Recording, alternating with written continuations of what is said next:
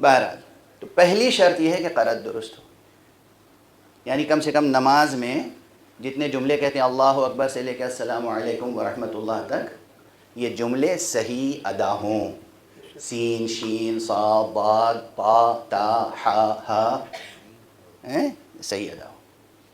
دوسری شرط، نماز کے ضروری احکام سے واقف ہوں۔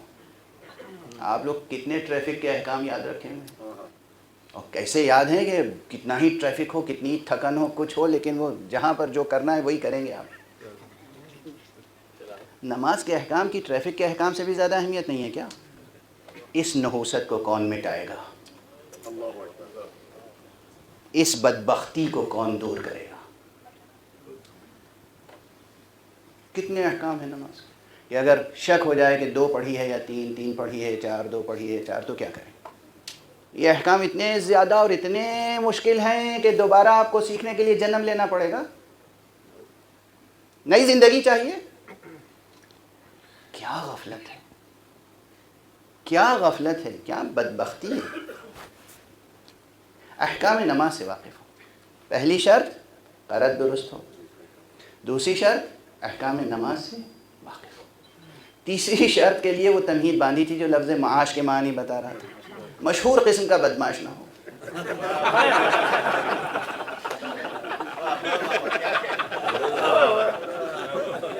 اس جملے کی توقع نہیں تھی نا؟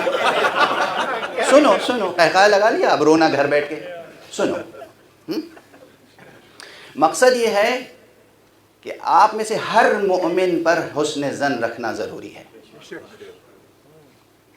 آپ نے کیے ہوں گے ضرور دنیا میں لاکھوں گناہ، مگر مجھے اللہ نے یہ حق نہیں دیا ہے کہ میں آپ کو دیکھتے ہی گنہگار سمجھوں۔ یہ اس کی شان کریمی، یہ اس کی غفاریت کی شان، یہ اس کی ستاری۔ وہ ستار العیوب ہے، وہ عیوب پہ پردہ ڈالنے والا ہے، اور اسی مومن کو مومن سمجھتا ہے جو دوسروں کے عیبوں پر پردہ ڈالیں۔ بھائی فرو گزاشتیں، سہو، بھول چوک، گناہ چھوٹے بڑے بہت سے ہوتے ہوں گے سب سے، مگر اس کی عام پوزیشن یہ ہو کہ عام طور پر لوگ اسے ایک اچھا مومن سمجھتے ہوں، ایک اچھا انسان سمجھتے ہوں۔ کسی ایک گناہ کے لیے بھی اس کی شہرت نہ ہو، نعوذ باللہ، کہ معلومات 10 آدمی بیٹھے ہیں، جیسے ہی داخل والے توبہ کون صاحب آگے، ایسا نہ ہو۔ اس سے زیادہ عدالت ڈھونڈ کے لا نہیں سکیں گے ابھی، اس سے زیادہ عدالت ڈھونڈ کے نہیں لا سکیں گے، ٹھیک ہے نا؟ کہ کسی ایک گناہ کے لیے بھی مشہور نہ ہو۔ داڑھی کے لیے میں نے کیوں کہا؟ بنابر احتیاط واجب، یا بعض فقہا کے نزدیک مطلقاً داڑھی شیو کرنا جائز نہیں ہے۔ اگر یہ حکم معلوم ہے، روزانہ انسان حکم معلوم ہے اور روزانہ شیو کر رہا ہے، حکم معلوم ہے اور روزانہ شیو کر رہا ہے، گناہ تو چھوٹا سا ہے لیکن یہی چھوٹا گناہ بڑا ہو جاتا ہے۔ ایک مثال کی بس دے دی، ٹھیک ہے نا؟ انسان میں 3 شرطیں ہوں: قرأت جانتا ہو، احکام نماز سے واقف ہو، اور انسان عادل ہو، شریف ہو، انسان کسی گناہ کے لیے مشہور نہ ہو، گناہگار مشہور نہ ہو، اللہ نے اپنی ستاری کا پردہ اس کے اوپر چاک نہ کر دیا ہو۔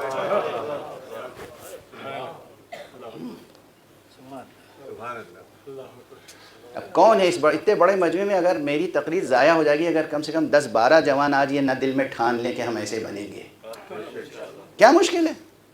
یہ قرأت کے احکام جو ہیں 1 ہفتے کے ہیں، بس کل 1 ہفتہ، 7 days۔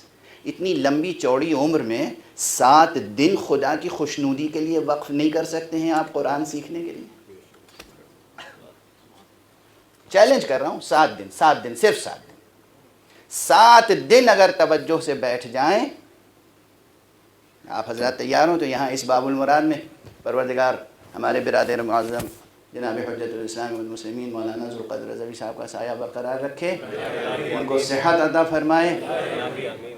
جناب آقا حجت الاسلام مولانا شیخ کریم المحروس تشریف فرمائے، پروردگار ان کے توفیقات میں اضافہ فرمائے۔ اس باب المراد میں آپ حضرات کے لیے قرآن کی تجوید 1 ہفتے کا کورس ہو سکتا ہے، جس میں بہت سے لوگ سیکھ لیں، جب چاہیں جب چاہیں۔ بے ادارہ تو اس لیے ہے کہ ہم پروگرام بنائیں اور آپ آئیں، نہیں، یہ کافی نہیں، آپ بنائیے پروگرام کہ بھئی ہم فلاں دن سیکھنے کے لیے آنا چاہتے ہیں، ہم دروازے کھولیں گے، آپ کی فرمائش کے مطابق دروازے کھولیں گے۔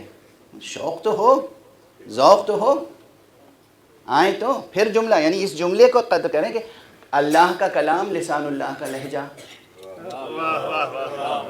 اس کے لیے دل نہیں چاہتا کہ مشق کریں، ہیں؟ دل چاہنا چاہیے نا۔ عشق علی کے کیا معنی ہوتے ہیں؟ بہرحال تو یہ ایک مسئلہ تھا کہ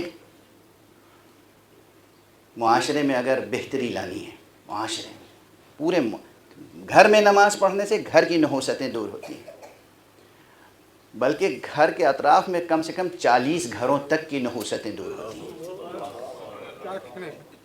اور مسجد آباد کرنے سے پورے معاشرے کی نحوستیں دور ہوتی ہیں۔ ان حقائق کی طرف کب توجہ ہوگی؟ بہرحال یہ سب توجہات ضروری ہیں۔ دوسری باتیں بھی عرض کرنا چاہتا تھا، لیکن اب دامن وقت بھی کوتاہ ہوتا جا رہا ہے اور خود